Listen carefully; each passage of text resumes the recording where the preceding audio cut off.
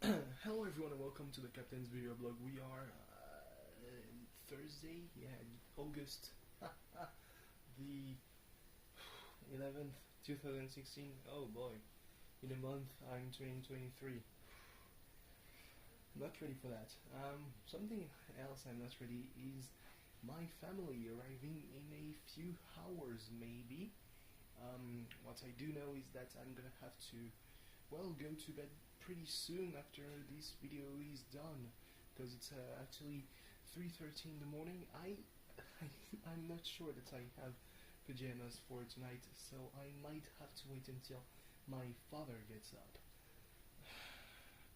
Anyway, before going on to speaking of NXT, which was fun, and the Cruiserweight Classic, that was, I mean, it deserved its name, Classic. Let's speak a bit about TNA, because, well, they signed the athlete formerly known as the athlete formerly known as Damien Sandow and Aaron Stevens on the indie circuit or whatever, who was on WCPW this past Monday. Well, so it was probably a couple of weeks ago, but still. I have a small cut on my lip that hurts a bit when I speak. Aaron Rex, who said he wouldn't have a go at WWE, but I mean, his opening promo was, I mean, he was having a good time criticizing his run there. He said that he was kept from being a world champion because he was too entertaining. I fear that it might be the case. He said that, you know, people chanted that he was a genius, and he said, I actually haven't had my IQ tested, that was just an act. What else? I mean, that's the defining act of his career, beside Mizdow, you know. So still, it's going to be tough getting past Damien Sandow. Yeah, he said that not only would he change the template, the landscape, he would change the template of pro wrestling, which is a huge boast to make, and that people who know him personally know that it is true that he can do it. That is literally the only reason why I tuned into Impact tonight, and as soon as he, despite the fact that there's a very interesting match at the end, which is Bobby Lashley putting on the line both his championships, so the World Heavyweight Championship and the X Division Championship, which he won from Eddie Edwards a couple of weeks ago, against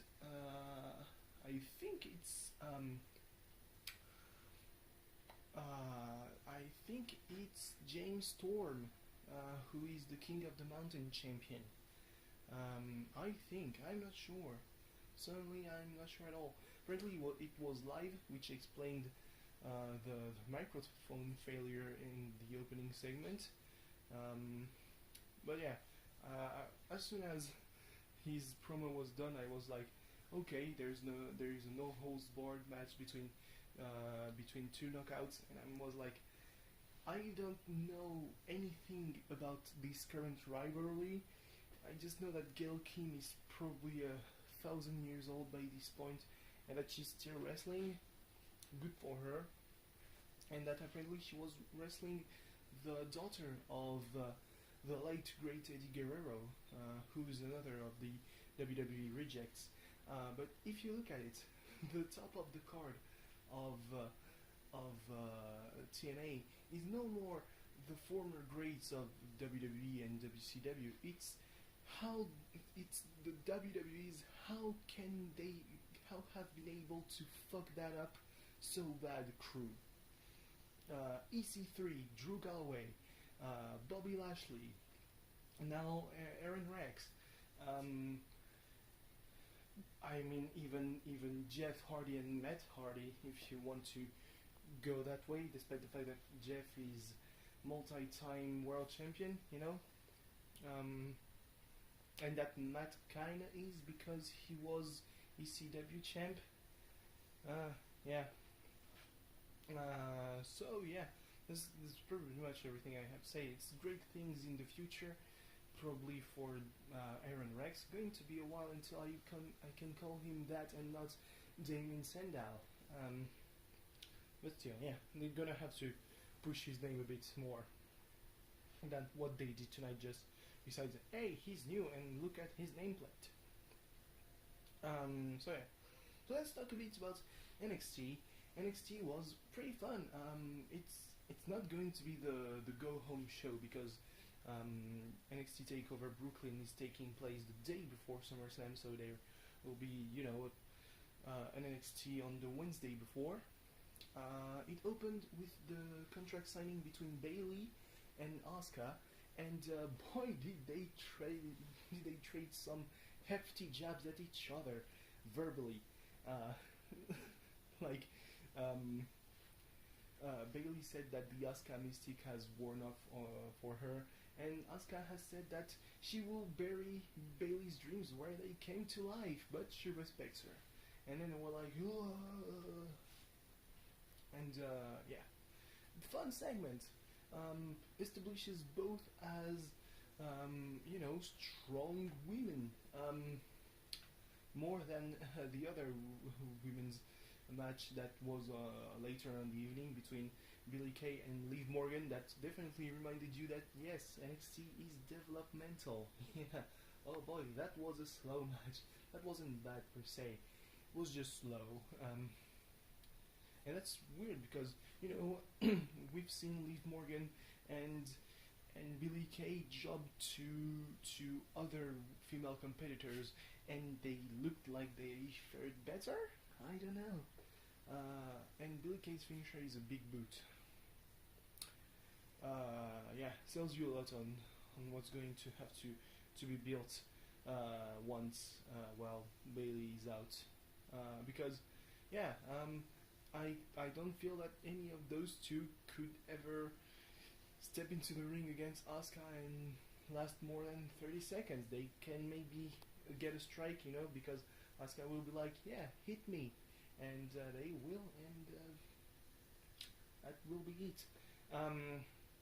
So yeah, but what can I tell you? The pretty much every fight that's been advertised so far for Takeover Brooklyn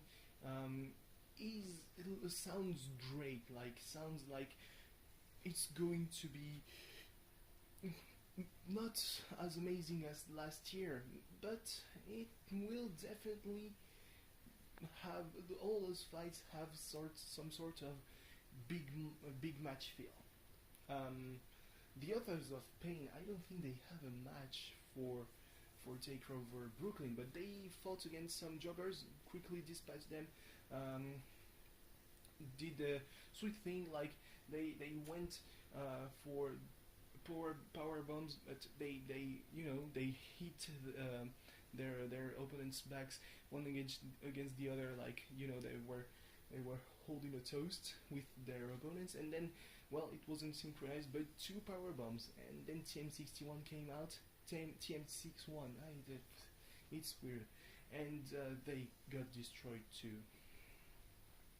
Lots of talking during this NXT, to be fair.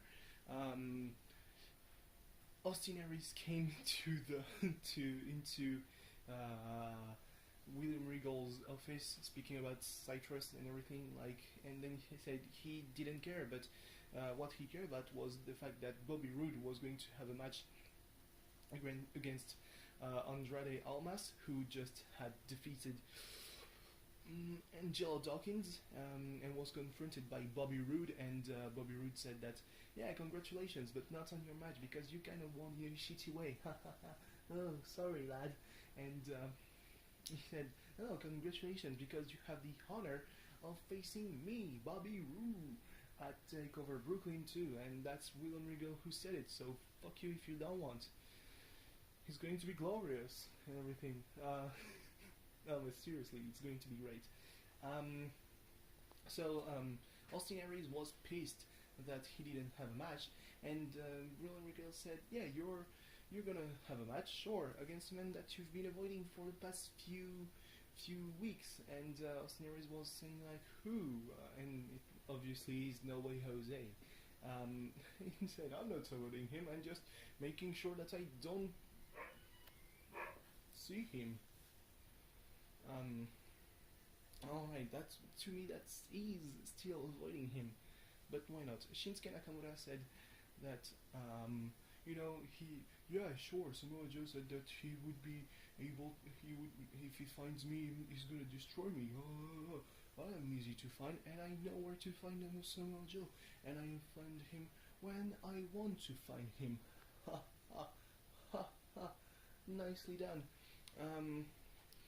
Tommaso Ciampa and Johnny Gargano had a little talk with William Regal, saying, "Yeah, we're sure that we can be a team," and to show that they had a match against the one who has the US trunks, Patrick Clark and Tucker Knight. Yeah, those are the ones. They actually. At one point I was sure that the jobbers had the match, not on lock, but they could make some damage, but actually they didn't, and they lost pretty easily. And then Gargano and Ciampa said, "Yeah, fuck it, we're going to be the #1 contenders." What about that? Mojo really faced Samoa Joe in a match that I don't really understand, why was even this match there.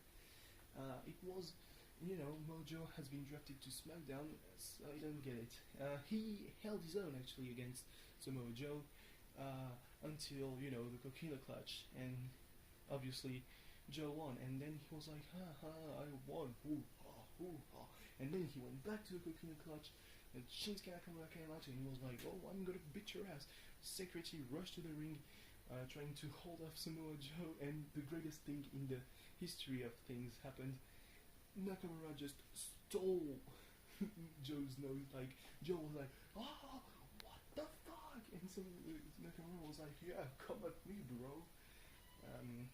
So yeah, it was fun. Now on to the Cruiserweight Classic. 2 matches, Tajiri versus Grand Metalik. Great match from Tajiri, who doesn't look like he's like 45 years old. How does he do that? Seriously. I was sure that he was going to win the match, but at one point he tried to kick Grand Metalik through the ropes. Metalik got his leg, dragon screw, leg whip with the rope, and then it was just that. It was just Metalik until the end. He won with his own screwdriver, and Metalik advances. But let's focus on Cedric Alexander versus Kota Ibushi. That went for 15 minutes, and it was one of the greatest matches in WWE this year.